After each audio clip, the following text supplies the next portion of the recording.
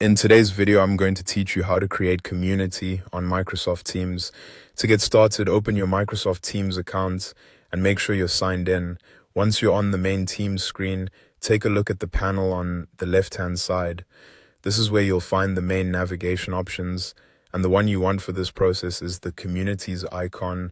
Go ahead and click on that to open the Communities area. Inside the Communities section, you'll see a list area for your communities and channels. In the top right corner of that left panel, click the plus icon. This opens a pop-up that gives you two ways to begin creating your community. You can either create one from scratch, or you can start with a template. Templates are especially helpful if you want a faster setup because they give you a structure that matches a specific purpose. You'll notice several template options available, including choices designed for school, business, sports, professional groups, life events, arts and culture, gaming, and youth organization. For this walkthrough, we're using a template, so choose the one that best matches the type of community you want to build. After you click a template, the pop-up will refresh and give you the option to customize the community before it's created. At this point, you can edit the community picture, name, and description.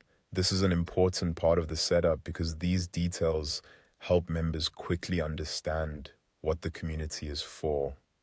Try to choose a clear name and a description that explains the purpose in a simple, welcoming way.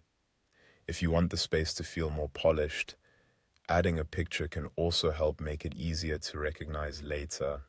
Once you've finished updating those details, click Create. Microsoft Teams will take a moment to build the community, so just wait for it to load. After the setup is complete, you'll be taken to the community dashboard. From here, your community is ready to use. You'll be able to create posts, share announcements, invite members, and create new events. This dashboard is the main place where you'll manage activity and keep everyone connected, so it's a good idea to spend a moment getting familiar with the layout. And that's all it takes to create a community on Microsoft Teams. Once it's set up, you can start organizing conversations and bringing people together right away.